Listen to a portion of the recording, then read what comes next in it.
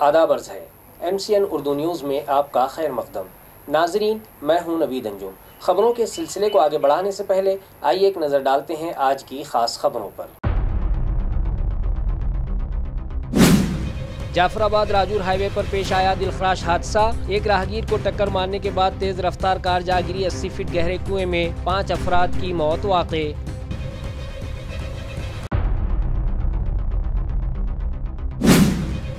بچوں کو موبائل سے دور کرنے انہیں دی جائے میدانی کھیل کی ترغیب اور ان میں پیدا کریں کتب بینی کا شوق۔ نیشنل اسپورٹس ڈے کے موقع پر ضلع کلکٹر دلیپ سوامی نے دیا سبھی سرپرستوں کو پیغام۔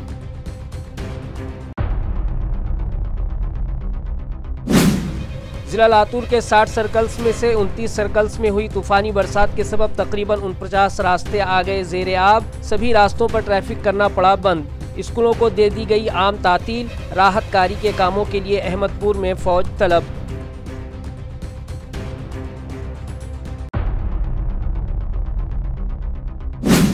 اور شہر میں جاری غیر قانونی تعمیرات پر میونسپل کمشنر نے کیا سخت ناراضگی کا اظہار، تمام زونل آفیسرز کو دیا کارروائی کا حکم، گنٹے واری قانون کے تحت انہیں ریگولرائز کروانے علاقہ وائر کیمپ لگانے کی دی ہدایت۔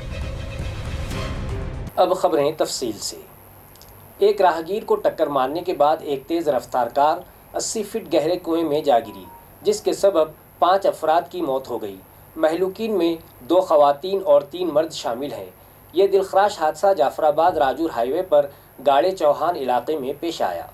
ذرائع سے موصولہ اطلاع کے مطابق آج صبح 6 بجے کے قریب راجور جعفر آباد ہائی وے پر گاڑے چوہان گاؤں سے قریب اورنگ آباد سے جعفر آباد کی سمت جا رہی کار، جس کا نمبر MH20EE 8382 بتایا جا رہا ہے، مارننگ واک کر رہے ایک شخص کو ٹکر دے ماری، جس کے بعد ڈرائیور کار لے کر وہاں سے فرار ہو گیا، مگر پاس ہی ایک کھیت میں موجود 80 فٹ گہرے کنویں میں مذکورہ کار جا گری، جس پر مقامی ساکنان اور کسان فوری کنویں پر دوڑے چلے آئے، مگر تب تک کار مکمل طور پر پانی میں ڈوب گئی تھی، لہٰذا گاؤں والوں نے اس حادثے کی اطلاع حسن آباد پولیس اور ٹیمبورنی پولیس کو دی، جس پر پولیس عملہ فوری جائے حادثے پر پہنچا اور راحت کاری کا کام شروع کر دیا، مگر کنویں میں پانی زیادہ ہونے کے سبب کار اور اس میں سوار مسافروں کو باہر نکالنے میں فائر عملے اور پولیس ملازمین کو کافی جدوجہد کرنی پڑی اور 7 تا 8 گھنٹوں کی جدوجہد کے بعد فائر فائٹرز اور پیٹھن سے آئے نوجوان تمام ڈیتھ باڈیز کو باہر نکالنے میں کامیاب ہوئے۔ مہلوکین میں 2 خواتین اور 3 مرد شامل تھے، جن کے نام ஞானேశ్வர் بھاؤ صاحب ڈکلے، نرملا سوپان ڈکلے، پدما بائی لکشمن بھامیڑے، ஞானேశ్வர் لکشمن بھامیڑے نام بتائے جا رہے ہیں، جبکہ 5ویں مہلوک کا نام معلوم نہ ہو سکا۔ اس ضمن میں مزید معلومات ضلع جالنا کے ایڈیشنل SP آیوش نوپانی نے دی۔ इथे टेंभुर्णी पोलीस स्टेशनच्या हद्दी गावचे जवळ ते हायवे होता, तिकडे एक स्पीडमध्ये कार येत होती I-20, त्यांनी एक सडकवर माणूसला धडक दिली, त्यानंतर आउट ऑफ कंट्रोल होऊन तो विहिरीमध्ये पडली गाडी। ते गाडीमध्ये 5 लोक होते, 3 पुरुष 2 महिला, ते 5ही मयत झाले, त्यांच्या रेस्क्यू ऑपरेशन करून बॉडी काढलेली आहे। त्यामध्ये हे डायव्हर्स लोक उपस्थित होते, त्यांनी खूप मदत करून जे लोकलचे लोक आहेत ते सगळ्यांनी मिळून क्रेन JCBचा वापर करून 80 फूट खोलचा विहिरी होता, त्यातून पाणीतून होता भरलेला होता पाणी, तर काही 10-12 फूट पाणी काढून ते शक्य झालं रिकवर करणे। ते रिकवर करून आपण बॉडी PM साठी पाठवली आहे। आता व्हेकल काढण्याचा प्रयास सुरू आहे। नाव निष्पन्न झालेले आहे, ते गेवराई गुंगी आणि कोपर्डा हे 2 गावाचे 5 लोक होते, तर नाव तुम्हाला आपण डिटेलमध्ये देऊ। ضلع میں جمعرات کی صبح ایک دل دہلا دینے والا واقعہ پیش آیا، جہاں شوہر سے الگ رہنے والی خاتون نے ایک بچے کو جنم دیا اور خاندان سے یہ بات چھپانے کی غرض سے اس نومولود کو محض 2 گھنٹے کے اندر بوری میں لپیٹ کر کچرے میں پھینک دیا۔ اس نومولود پر سرد رات میں جان لیوا حملے گزرے۔ کچرے میں پھینکی گئی بوری کو دوبارہ آوارہ کتوں نے پھاڑنے کی کوشش کی اور ایک بار وہ بوری بس کے نیچے بھی آ گئی، مگر شہریان نے بروقت اس جانب توجہ دے کر بچے کی جان بچائی۔ یہ واقعہ پنڈلک نگر گجانن مہاراج مندر روڈ پر صبح 5:30 بجے سامنے آیا۔ پولیس نے فوری طور پر جائے وقوع کی CCTV فوٹیج کی جانچ کی تو ملزمہ خاتون پکڑی گئی۔ تفتیش میں اس نے جرم قبول کر لیا اور اس پر مقدمہ درج کر کے گرفتار کر لیا گیا۔ اس واقعے سے شہر میں غم و غصے کی لہر دوڑ گئی ہے، جبکہ ڈاکٹروں کے مطابق نومولود بچہ محفوظ ہے۔ काल सकाळी मी गावावरून येत होतो, तर इथनं पायी जाताना रूमवर जात होतो, तर इथे एका गोणीमध्ये आम्हाला रडण्याचा आवाज आला. माझ्यासोबत आणखी 2-3 सकाळी मॉर्निंग वॉकला जाणारे युवक होते, 3-4 जण. आम्हाला त्या गोणीतून रडण्याचा आवाज आला, तर आम्ही ती गोणी उघडून बघितली, तर त्या गोणीमध्ये एक छोटंसं अर्भक आम्हाला आढळून आलं. त्या अर्भकाच्या छातीमध्ये असे 2 आम्हाला जखमा आढळून आल्या, त्यातून रक्त निघत होतं. तर आम्ही त्वरित तेव्हा पोलिसांना फोन केला 112ला. त्यावेळेस पुंडलिकनगर पोलीस स्टेशनचे अधिकाऱ्यांसोबत चर्चा झाली आणि त्या बाळाची प्रकृती गंभीर असल्याकारणाने गंभीर वाटत होती आम्हाला, त्या कारणाने आम्ही त्याला हेडगेवार हॉस्पिटलला घेऊन गेलो. हेडगेवार हॉस्पिटलला नेल्यानंतर त्यांनी प्राथमिक उपचार केले, ते जखम वगैरे क्लीन केली आणि त्यांनी पुढील योग्य त्या उपचारासाठी आम्हाला त्या बाळाला घाटी रुग्णालयात घेऊन जायला सांगितले. तर मग आम्ही त्याला बाळाला घाटी रुग्णालयात घेऊन गेलो. तिथे सकाळी त्याला ॲडमिट केलं आणि पुढील उपचार तिथे चालू होते. तेवढ्यात पोलीस वगैरे आले, घटनेची पाहणी त्यांनी केली आणि पुढील तपास त्यांनी पुढे केला. नंतर माझे नाव भाग्येश राजू कुसबेकर. दिनांक 28 ऑगस्ट 2025 रोजी सकाळी आमच्या 112ला कॉल आला की असं जे मल्टी पर्पज ते बँक आहे त्या डिवायडर समोर एक नवजात बालकाचं हे पिशवीमध्ये टाकलेलं मिळालं आणि ते रडत आहे बाळा असा कॉल होता. आमचे नाईट ड्युटी आणि DO PSI कोळेकर आणि PC जाधव आणि अंमलदार आपले PC तारक हे जाऊन क्विकली रिस्पॉन्स केले. त्या बालकाला औषधोपचाराची गरज होती, त्याला त्वरित घाटी रुग्णालयात औषधोपचारासाठी दाखल केले. त्यानंतर तेथील जे माहिती देणार होते त्यांच्या तक्रारावरून प्रशांत पुजदेकर नावाच्या तक्रारदाराच्या तक्रारावरून गुन्हा दाखल करण्यात आला आणि त्यानंतर आमच्या विशेष पथक PSI अर्जुन राऊत आणि त्यांच्यासोबत PC संदीप हे त्वरित सदर परिसरातील तांत्रिक गोष्टींचा विश्लेषण करून आणि त्या CCTVमध्ये तांत्रिक गोष्टीतून मिळालेल्या वर्णनावरून आणि कपडे आणि ते आरोपींनी घातलेल्या चप्पलवरून त्यांचं पूर्ण त्या परिसरात 5 ते 6 तास सर्च करून त्या आरोपीला निष्पन्न करून अटक करण्यात आलेली आहे. आता बालक NICU मध्ये ॲडमिट आहे घाटी रुग्णालय. तिथे डॉक्टरच्या आम्ही संपर्कात आहोत. सध्या रिकवर होता है। जिला जालना में हो रहे रेवेन्यू घोटाले को लेकर सकल मातंग समाज के एक वफ्द ने कलेक्टर को मेमोरेंडम पेश किया। वफ्द का कहना है कि लोक आयुक्त के वाज़े अहकामात के बावजूद मुताल्लिका अफसरान, तलाठी और तहसीलदार अपनी मनमानी कर रहे हैं। ज़िला जालना में रेवेन्यू घोटाला गूंज रहा है। लोक आयुक्त के वाज़े अहकामात के बावजूद यहाँ के कुछ तलाठी, मंडल ऑफिसर और तहसीलदार मनमानी करते हुए अहकामात को नज़रअंदाज कर रहे हैं। इस रवैये के खिलाफ सख्त कार्रवाई का मुतालबा शिद्दत से उठने लगा है। ज़िला जालना के सिंधी काले गांव के गट नंबर 166 और 155 और सावर गांव के गट नंबर 84 और 85 की ज़मीनों का फेर फार अब तक मंजूर नहीं किया गया है। इन ज़मीनों की खरीदो फरोख्त मुकम्मल हो चुकी है और आम शहरियान के लाखों रुपये यहाँ लगे हुए हैं, लेकिन मुताल्लिका तलाठी, मंडल ऑफिसर और तहसीलदार ने फेर फार की कार्रवाई रोक रखी है, जिसकी वजह से शहरियान को सख्त परेशानियों का सामना है। मुतासरा लोगों ने मामला लोक आयुक्त महाराष्ट्र स्टेट के पास पहुँचाया था। लोक आयुक्त ने साफ अहकामात दिए कि फेर फार की कार्रवाई फौरी की जाए, मगर यहाँ के अफसरान ने आज तक अमल दरामद नहीं किया। इस लापरवाही के खिलाफ सकल मातंग समाज महाराष्ट्र स्टेट के कन्वीनियर रविकांत जगधने की क़यादत में एक वफ्द ने कलेक्टर अशीमा मित्तल को अर्जदाश्त पेश की। वफ्द ने मुतालबा किया है कि इन तलाठी और अफसरान पर कानून के तहत सख्त कानूनी कार्रवाई हो। इस मेमोरेंडम पर रविकांत जगधने, किशोर कदम, माया देवी, विष्णु खरात, शशिकला बाई शेलोके, भोजंगराव किरनोल, रमेश कुंभकर और एडवोकेट के दस्तखत थे। इस दौरान वकला महेश धन्नावत और अक्षय सुंदर कंवरपुरिया भी मौजूद रहे। आम्ही आज तहसील कार्यालय आता जिल्हाधिकारी कार्यालयाला भेटून गट नंबर 166, 155 सिंधी कालेगाव व गट नंबर 84, 85 सावरगाव यातील जे प्रलंबित फेरफार आहे त्या संदर्भात निवेदन दिलेले आहे। मान्य लोक आयुक्त साहेबांनी सुद्धा आपल्या जिल्हाधिकारी तहसील कार्यालय यांच्यावर तौशर्य ओढून निर्णय दिला होता की प्रलोभनपोटी फेरफार प्रलंबित आहे आणि फेरफार खरेदीकत आधारे घेणे हे प्रशासनाचं कर्तव्य आहे। असे असताना फेरफार घेतली जात नाही, सामान्य लोकांना त्रास दिला जातं। आता जगधने साहेब या आंदोलनात उभे राहिल्याने आता आमच्या आंदोलनाला एक व्यापक स्वरूप भेटलेलं आहे आणि आता तहसील मॅडमला भेटून त्यांनी पण सांगितलं आहे की आम्ही फेरफार संदर्भात जर बाजूच्या गटामध्ये होत असेल तर आम्ही पण करू, याचं आश्वासन लोकांना दिलेलं आहे. आता जिल्हाधिकारी कार्यालयात सुद्धा आम्ही भेटून हे गोष्ट करणार आहोत. आता बावनकुळे साहेब आले होते मध्ये, त्यांच्याकडे सुद्धा जगदीश साहेबांनी निवेदन पाठवलेलं आहे.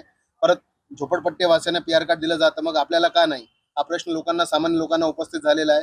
आणि मला खात्री आहे की जिल्हाधिकारी कार्यालयात सुद्धा जिल्हाधिकारी कार्यालयासमोर रविकांत जगदीश साहेब व्यापकपणे हा प्रश्न मांडून लोकांना न्याय मिळवून देतील. वालिदैन अपने घरों में किताबों का मुताला करें ताकि बच्चों में कुतुबबीनी का शौक़ पैदा हो। ये मशवरा ज़िला कलेक्टर दिलीप स्वामी ने नेशनल स्पोर्ट्स डे के मौके पर सरप्रस्तान को दिया।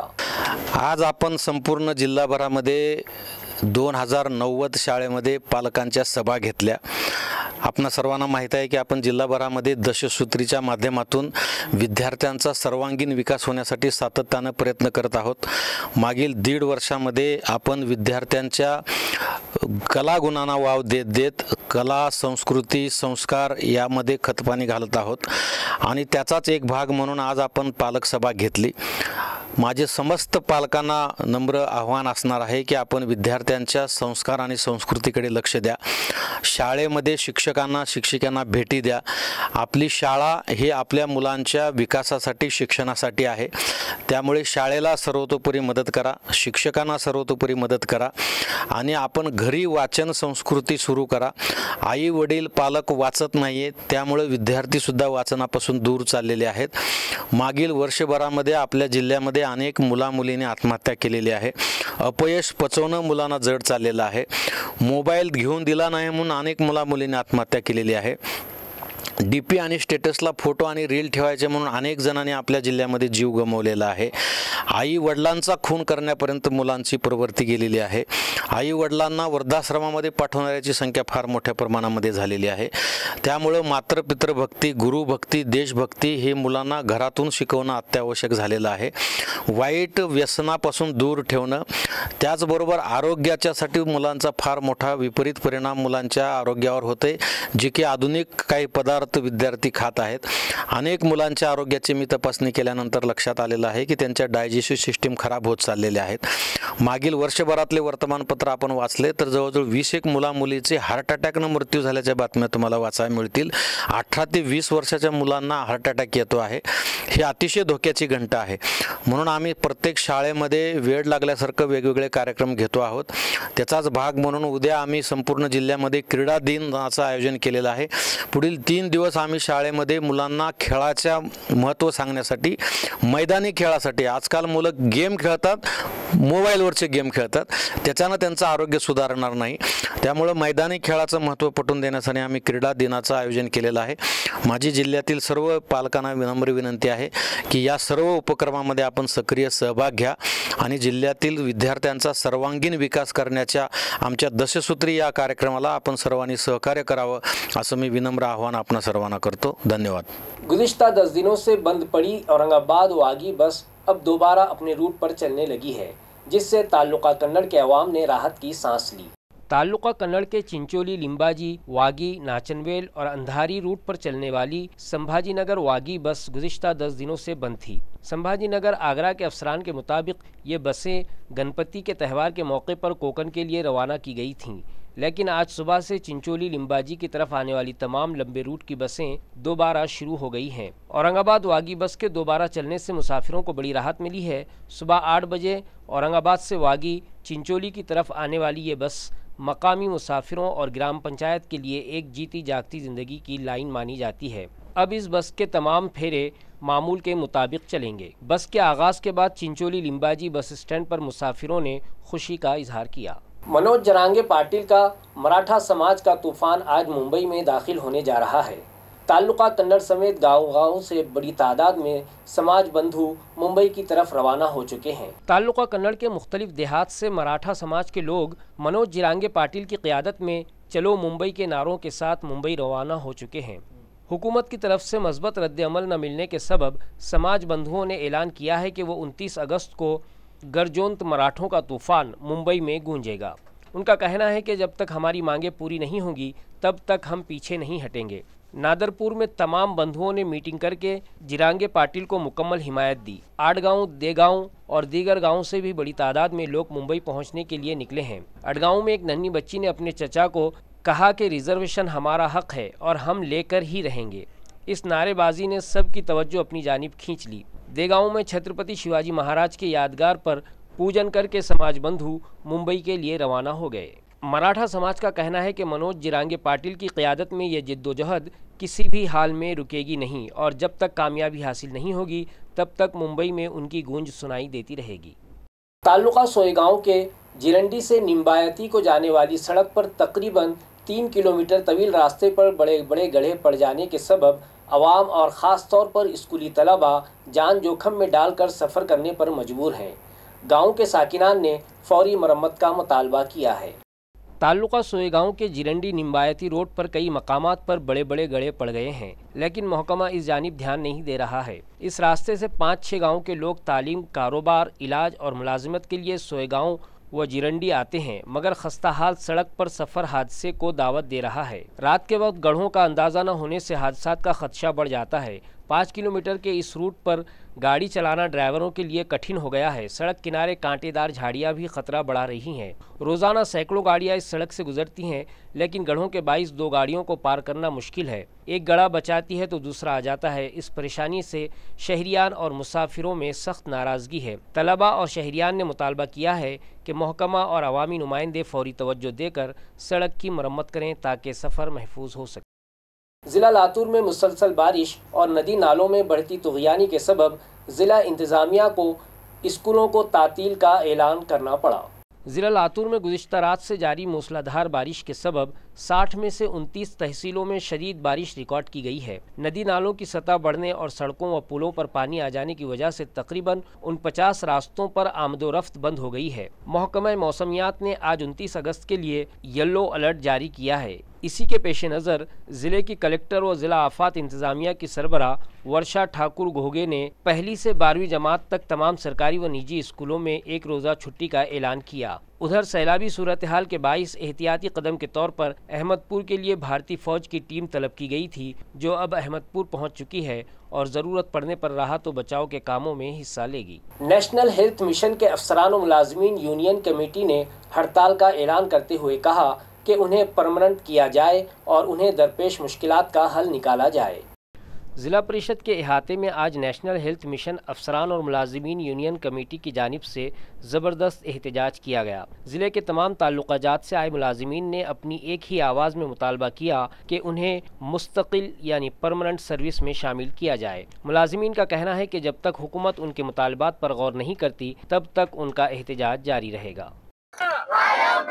एकच नारा होत कसं नाही होत कसं नाही होत कसं नाही एकच नारा एकच नारा एकच नारा। परंतु 18 महिने झाले, 18 महिन्यामध्ये ऑर्डर यांनी का काढली नाही हा माझा या ठिकाणी प्रश्न आहे। तुम्हाला 18 महिने मिळाले, ऑर्डर काढू शकले नाही, परंतु 2-4 दिवसामध्ये तुम्ही ते काढून टाकण्याचं म्हणजे गोष्ट करताय, हे अतिशय म्हणजे वाईट बाब आहे। या ठिकाणी प्रशासन म्हणजे प्रेशर आणण्याचा कर्मचाऱ्यांवर प्रयत्न करत आहेत आणि हा कोणीही कर्मचारी महाराष्ट्रातला हा प्रेशर अजिबात सहन करणार नाही। मी राजकुमार दुर्गे, जे NHM चे कंत्राटी कर्मचारी आहेत, जे अनेक 15, 16, 17, 18 वर्षापासून कार्यरत आहेत, त्या सर्वांचा जो मागच्या वर्षी मार्चमध्ये एक GR निघाला होता, त्याच्यामध्ये 10 वर्षाच्या वरची ज्यांची सर्व्हिस झालेली होती त्या सर्वांना परमनंट करणार होते। तर त्यामध्ये फक्त 2 केडरचे काही परमनंटचे ऑर्डर्स निघालेले आहेत, पण बाकीचे मेजर, टेक्निकल आणि बाकीचे जे केडर आहेत त्यांच्या ऑर्डर्स बाकी आहेत। तर त्या सर्वांचं म्हणणं आहे की आमचं सरसकट समावेशन करा ज्यांच्या 10 वर्षाची सर्व्हिस झालेल्या आहेत, त्यासाठी हे धरणे आंदोलन करत आहेत। सगळ्यात मोठी अडचण म्हणजे मानधन। वेतन हा प्रकार नसतो, आम्हाला मानधन असतं। म्हणजे जेवढं आम्ही काम करतो, म्हणजे क्लास 1 असो क्लास 2 असो, त्या लेवलमध्ये पण आम्ही कामं करतो, परंतु पेमेंट हे अगदीच नगण्य असतं। म्हणजे ती सांगण्याची पण इच्छा नाही होत की आपण एक डॉक्टर आहोत आणि आपल्याला एवढं पेमेंट आहे। सरकारला एवढाच इशारा आहे की लवकरात लवकर हे कामे करावीत आणि आमचं समायोजन करून घ्यावं। सगळ्यात मोठी मागणी हीच आहे, एकच नारा, एकच नारा। शहर भर में कई मकामात पर आज भी गैरकानूनी तामीरात जारी हैं, जिससे म्यूनसिपल कॉरपोरेशन का बड़े पैमाने पर माली नुकसान हो रहा है। लिहाजा सभी जोन दफातर की जानिब से उन्हें नोटिसें जारी की जाएं। ये हिदायत म्यूनसिपल कमिश्नर जी श्रीकांत ने जोनल ऑफिसर्स को दी। म्यूनसिपल एडमिनिस्ट्रेटर का कहना है कि गैर कानूनी तामीरात पर कानून के मुताबिक सिर्फ डबल टैक्स आयद किया जाता है, जिसके सबब शहरियान बिल्डिंग परमिशन हासिल करना ज़रूरी नहीं समझते, बल्कि बेखौफ व ख़तर होकर इल्लीगल कंस्ट्रक्शन करने लगे हैं। तो आखिर में म्यूनसिपल अफसरान क्या कर रहे हैं? अब इस तरह की गैर कानूनी तामीरात पर रोक लगाने जोनल ऑफिसर्स ठोस कदम उठाएं। ऐसी गैर कानूनी इमारतों को ढूंढकर उन्हें नोटिसें जारी करें और उन्हें गुंठेवारी कानून के तहत तामीरात को रेगुलराइज करने से मुतल्ला करें। इसके बावजूद अगर वो गुंठेवारी नहीं करवाते तो उनके खिलाफ कानूनी कार्रवाई करें। इसी तरह हर बस्ती में गुंठेवारी कैंप लगाएं। ये हिदायत भी म्यूनसिपल कमिश्नर ने जोनल ऑफिसर्स को दी हैं। रास्ता कुशादगी में हाइल बिजली के खंभे हटाने के लिए DPR तैयार करें। ये हिदायत म्यूनसिपल एडमिनिस्ट्रेटर जी श्रीकांत ने मुताल्लिका अफसरान को दी। वाज़ेह है कि शहर के 5 दाखिली रास्तों से AMC इंतज़ामिया ने तकरीबन 5000 से ज़ायद तजावुज़ात हटा दिए, लेकिन इन रास्तों में हाइल बिजली के खंभे और DPs अब भी म्यूनसिपल इंतज़ामिया को चिढ़ा रही हैं। ये रास्तों की तामीर में रुकावट बने हुए हैं, लिहाजा इन इलेक्ट्रिक पोल्स और ट्रांसफार्मर्स को हटाने के लिए डिटेल्ड प्रोजेक्ट रिपोर्ट तैयार की जाए। ये हिदायत म्यूनसिपल एडमिनिस्ट्रेटर ने अपने मातहतीन को दी, जिसके बाद उन्हें दूसरी तरफ मुंतकिल करने के लिए DPDC या रियासती हुकूमत से फंड हासिल किया जाएगा। ये इत्तला म्यूनसिपल ज़राए ने दी है। डॉक्टर बाबा साहब अम्बेडकर मराठवाड़ा यूनिवर्सिटी में लर्न एंड अर्न कमाओ और सीखो स्कीम शुरू की गई है। इस स्कीम का एहतमाम स्टूडेंट वेलफेयर डायरेक्टरेट की जानिब से किया गया। इस मंसूबे के ज़रिए तलबा को यूनिवर्सिटी के मुख्तलिफ तालीमी शोबेजात, कुतुब खाना, लेबॉर्ट्रियाँ और इंतज़ामी दफातर वगैरह में काम करने का मौका मिलेगा। इसके लिए मुताल्लिक़ा शोबेजात के सरबराहान और कोऑर्डिनेटर्स की मौजूदगी में तलबा के इंटरव्यूज़ लिए जा रहे हैं।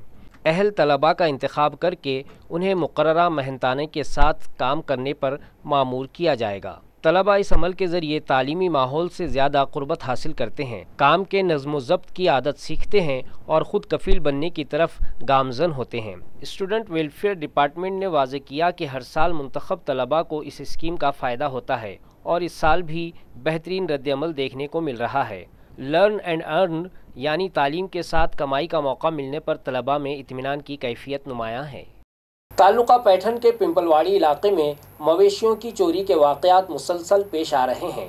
इन वाक़यात को संजीदगी से लेते हुए पैठन MIDC पुलिस ने फौरी कार्रवाई शुरू कर दी है। वाज़ेह हो कि पुलिस सब इंस्पेक्टर ईश्वर जगदाले ने जुमेरात की सुबह उन मकामात का दौरा किया जहां आवारा जानवर अक्सर ठहरते हैं। मवेशी पालने वाले मालिकान को रहनुमाई दी गई और इलाके के CCTV कैमरों की जांच का अमल भी शुरू किया गया है। गुज़िश्ता 8 दिनों से पिंपलवाड़ी के अतराफ आवारा और पालतू जानवरों की चोरी के वाक़यात बढ़ गए हैं। मकामी मीडिया में खबरें नुमायां होने के बाद पुलिस पूरी तरह से अलर्ट हो चुकी है। खबरें ख़त्म करने से पहले आइए एक बार फिर नज़र डालते हैं आज की सुर्खियों पर।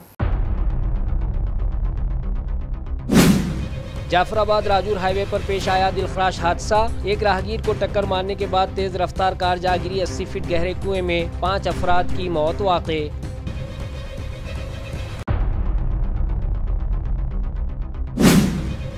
बच्चों को मोबाइल से दूर करने उन्हें दी जाए मैदानी खेल की तरगीब और उनमें पैदा करें कुतुब बीनी का शौक। नेशनल स्पोर्ट्स डे के मौके पर जिला कलेक्टर दिलीप स्वामी ने दिया सभी सरपरस्तों को पैगाम।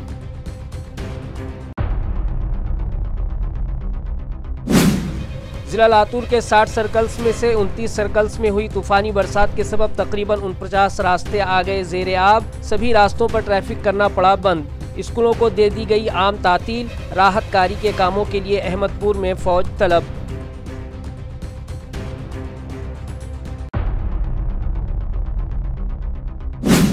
और शहर में जारी गैर कानूनी तामीरात पर म्यूनसिपल कमिश्नर ने किया सख्त नाराजगी का इजहार। तमाम जोनल ऑफिसर्स को दिया कार्रवाई का हुक्म। गुंठेवारी कानून के तहत उन्हें रेगुलराइज करवाने इलाका वार कैंप लगाने की दी हिदायत। इसी के साथ MCN उर्दू खबरनामा यहीं ख़त्म होता है। कल फिर मुलाकात होगी कुछ और ख़बरों के साथ। तब तक के लिए मैं नवीद अंजुम आपसे इजाज़त चाहता हूँ। खुदा हाफिज़।